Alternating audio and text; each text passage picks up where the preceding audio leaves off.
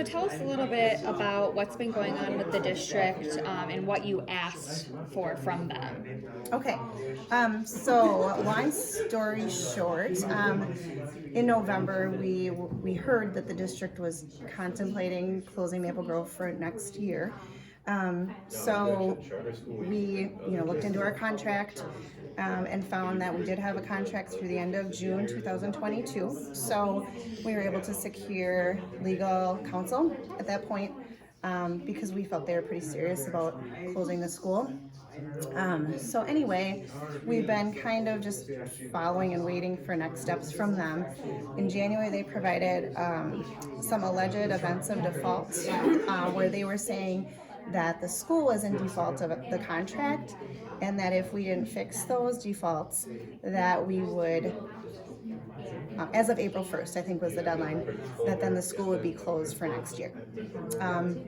After reviewing those defaults, actually prior to that, our lawyers had been talking about a possible solution. So after those defaults were presented, the lawyers started to talk about possible solutions, and we came up with a proposal for a solution.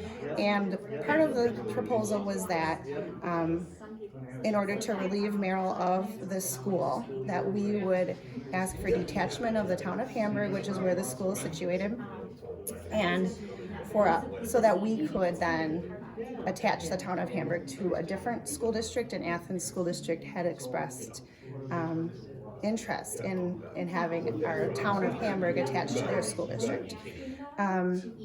So that was basically the proposal, and the proposal was sent by a lawyer, and we hadn't heard anything from them. So within that proposal as well, we had explicitly said that if that didn't happen and the events of default were still on the table as of March 1st, that we would file a suit against them in order to really just stop everything from moving forward, because April 1st is coming quickly. So the Merrill Board of Education had a meeting on February 19th.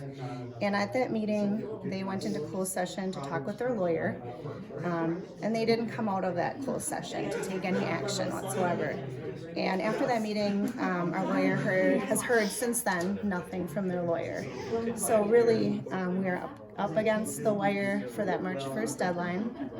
Like we kind of discussed at the table, there's really no time for a special meeting to be called by either the Merrill or Athens board, so that really there's no way at this point we're going to meet the March 1st deadline to detach our property. So we had to call a special meeting tonight because our previous motion had agreed that we would file suit after March 1st, but really, because time is of such essence here and April 1st is quickly approaching, our lawyer felt it was in our best interest to be able to maybe even file tomorrow. But in order to do that, we needed to pass another motion to move a little bit more quickly. So that's kind of like the history of everything up until this point.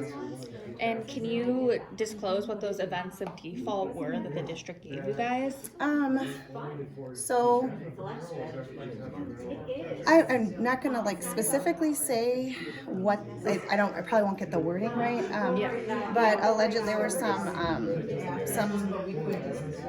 alleged defaults about test scores and our educational programming, as well as our enrollment. So with those, and our board did discuss those a bit in our last month's meeting in open session. So really, we felt they were not valid. So the test scores used were not representative of what's in, what we felt was accurate. And we've been implementing the educational program exactly as stated in the contract, and there's never been an enrollment that there's been like, hit this enrollment or you're done. So we felt those arguments were not valid. Does that make sense? Yeah. So then what exactly will the lawsuit be alleging the Merrill School District of? So the lawsuit will ask for a preliminary injunction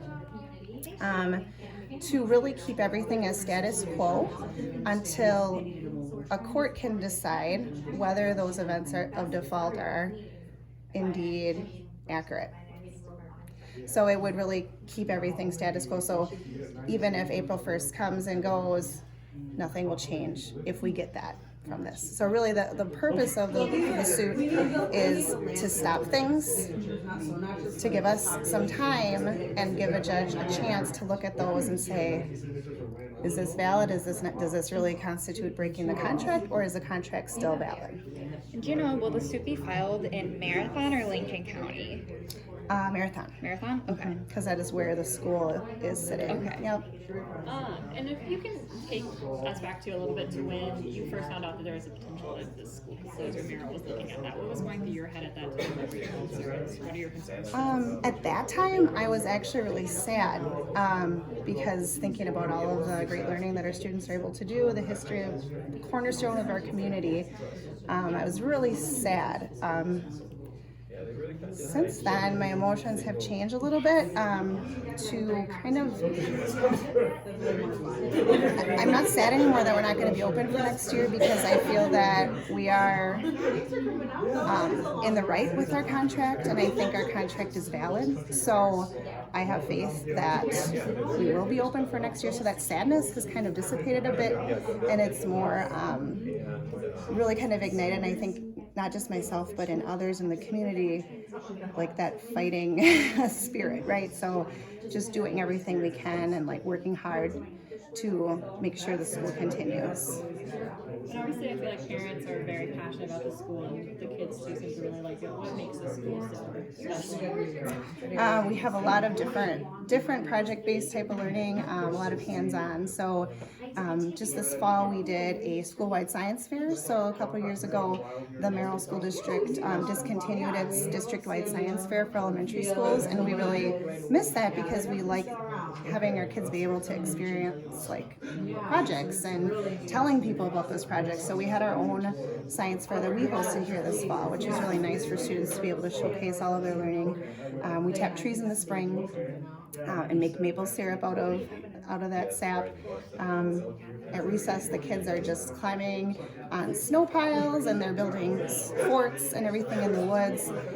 So it's just, and the best thing I think about it is that all of the kids know each other, all the teachers know all the kids know all the teachers. So it's like, it's very close-knit, and it's also like a very safe and secure environment.